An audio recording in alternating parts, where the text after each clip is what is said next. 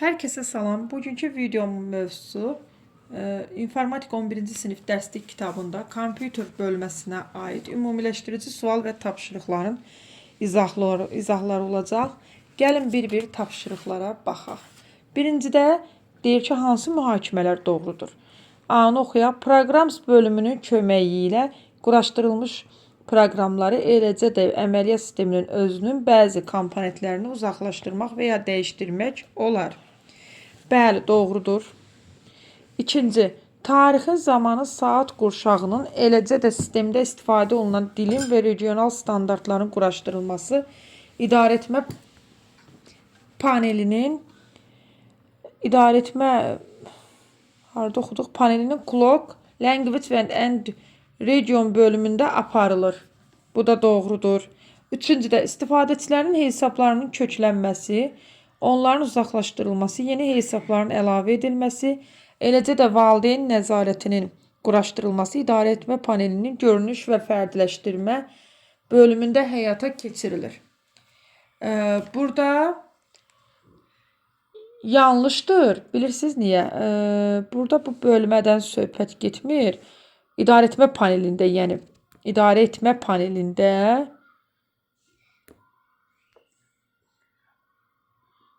belə deyək, kontrol paneldə aparılır, amma bu bölmədə aparılmır. Sonra keçək növbətiyə. Keçək D variantına, yəni bu bölmədə aparılmır deyəndə, yəni bölməni yada salaq, bu bölmə nə üçündür? Deməli, bölməmiz nə idi burada? Üstündən xətt çəkdim. Görünüş və fərdiləşdirmə. Burada istifadəçi hesablarının köklənməsi, onların uzaqlaşdırılması, istifadəçi hesabları və ailə təhlükəsizliyində. Yəni, bu hissə yox, user, yəni mən çalışıram daha dəqiq sizlərə bunu izah edeyim. Accounts və family safety. Bax, bu bölmədə aparılır. Yəni, doğru olan cavab bu olmalıydı. Bu bölümdə aparılır. Yəni, bunu pozuruq. Bu bölmədə deyil. Əslində, bu bölmədədir. Qeyd edə bilərsiniz. Tapşırığı əgər tam izahlı yazmaq istəyirsinizsə. D-də Windows əməliyyat sisteminin müxtəlif hadisələri, hərəkətləri, başladığı səslər MP3 formatında olmalıdır. Doğrudur. Düzdür, MP3 formatında olmaya da bilər. Belə deyək. Məntiqdən doğru, qismən doğru saymaq olar. Administrator kompüteri bütövlükdə idarə edir, başqa insanlara ondan istifadə etməsinə icazə verir və ya qadağa qoyur. Bu da doğrudur. Uyuma rejimində verilənlər ayrıca faylda saxlanılır və kompüter tamamilə enerjidən kəsilir. Səhvdir. Səhvdir. Niyə? Səhv ona görədir ki, tanınma kodu avtomatik generasiya edilir, xüsusiyyətə belə deyək də, əsasən dəyişir.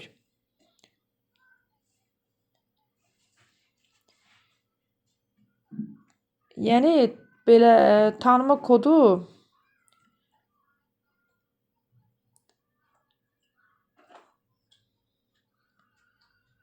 yəni, burada belə deyək də, tamamilə enerjidən kəsilmir də uyuma rejimi. Enerjidən asılı olur, amma fayllar ayrıca saxlanılır. Bu da yəni tam olaraq doğru deyil, səhvlik var. Səhvlik odur ki, enerjidən tam olaraq uyuma rejimində enerjidən tam olaraq kəsilmir. Belə baxaq ki, uyuma rejimi necə idi? Gəlin yadımıza salaq. Uyuma rejimində deməli, kompüterin istifadə olunmayan blokları söndürülürdü. Qurğu az enerji sərfiyyatı rejiminə keçirdi. Və ani olaraq bərpa edə bilir kompüter öz işini qaydanda. Yəni, ayrıca faylda saxlanılır, amma tamamilə enerjidən kəsilmir. Bayaq dediyim kimi də. Birinci hissə doğrudur, ikinci hissə yanlışdır. Birinci hissənin də doğruluğu ona görədir ki, operativ yaddaşda qalır proqramlar. Yəni, fayllar operativ yaddaşda qalır.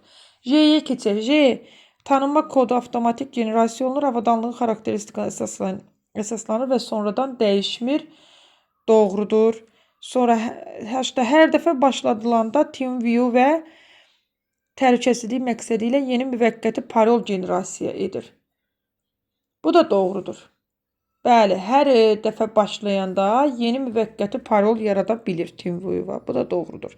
Səhv yalnız hansı idi? C və F-də idi səhvlər. Sonra keçdik 2-yə. 2-də cümlələrdə buraxılmış yerlərə uyğun ifadələri yazın. Gəlin baxaq. Burada uyğun ifadə nə olacaq? A-da Windows əməliyyat sistemini və onun elementlərini kökləmək üçün adlandırılan xüsusi alət. Sistem restore-dir burada uşaqlar. Sistem restore.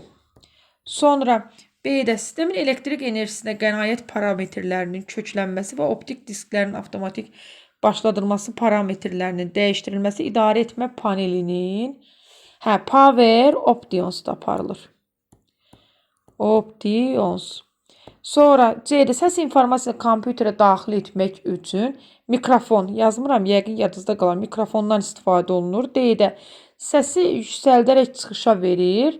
Kompüterdəki verilənlərin ikilik koddan səsə çevrilməsi isə burada səs kartı, səs ucaldan olar, səsi yüksəldərək çıxışa verən.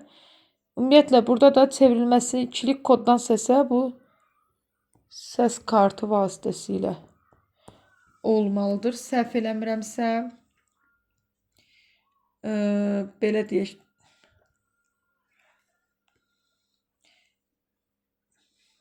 Biraz yada salmağa çalışaq. Səs kartı nə üçündür əslində? Belə deyək, səs kartı çıxışa verir, bəli, səsi.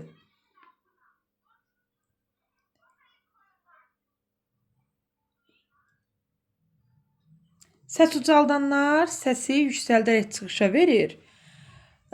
İkilik koddan səsə çevrilməsini isə səs kartı yerinə yetirir də. Yəni, burada səs kartıdır. Burada mən indi yaza bilmirəm. Yəqin ki, özünüz nəzərə alarsınız. Səs ucaldanla bir təhər yazmağa çalışdım. E-də Windows əməliyyat sistemi 3 növ istifadəçi hesabı yaratmağa imkan verir. Hansılardır? Administrator olmalıdır. Standart user istifadə. Bir də quest, yəni qonaq. Bəli, 3 növdür. Administratora inzibatçı da deyilir. Administrator inzibatçı da adlandırırıq. Standart user adi istifadəçidir. Qonaq da quest kimi yazılır. Belə. F-də hansı rejimində sistem tamamilə söndürülür. Bütün saxlanmamış verilənlər itirir. İşə başlamaq üçün sistem yenidən yüklənməlidir. Bu hibernate rejimindən söhbət gedir. C-də proqramları internetdən və ya lokal şəbəkədən istifadə etməklə başqa kompüterə məsafədən idarə etməyə kömək edir. Proqramları internetdən və ya lokal şəbəkədən istifadə etməklə. Bu deməli proqramları internetdən və ya lokal şəbəkədən istifadə etməklə.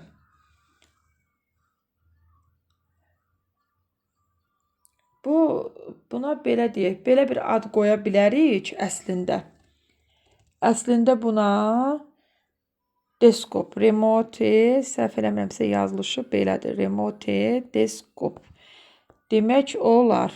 Desktop yazaq düzəməlli, qələm də yazmadı. Yəni bunu da adlandırmaq olar. Proqramları bəli, kompüteri məsafədən idarə etməyə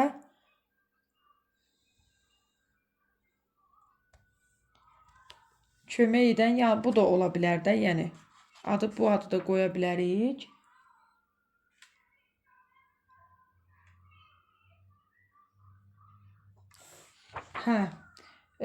Proqramları uzaqdan idarə etmə TeamViewer proqramı da kömək eləyə bilər bizə. Yəni ki, bunu da nəzərə ala bilərik. H-da TeamViewer proqramını uzaqdan idarə etmə rejimi ilə yanaşı, yəni burada proqram kimi TeamViewer proqram, onu da götürmək olardı J-də. H-a baxaq. TeamViewer proqramını uzaqdan idarə etmə rejimi ilə yanaşı fayl, deməli, chat, faylların ötürülməsi kimi iş rejimləri də ola bilər. Bəli. Deməli, mənə elə gəlir ki, bu kitabınızda verilməyib. Amma burada yəni fikirləşəndə TeamViewer proqramının içində chat var, fayl ötürülmə versiyaları var. Sonra yəni fayl ötürülmə funksiyası var, versiya yox, üzr istəyirəm, funksiyası var, chat funksiyası var. Yəqin ki, bunları soruşur. Yəni bu rejimlərdə də işləyə bilər. Sonra keçdik 3-ə. TeamViewer proqramı kompüterlər və mobil qurğuları nəyə görə tanıyır? Bu digər əvvəlki videomda da bu haqda demişdim. Özünüzü yoxlayın tapşırığında da var idi. ID və parol vasitəsilə tanıyır.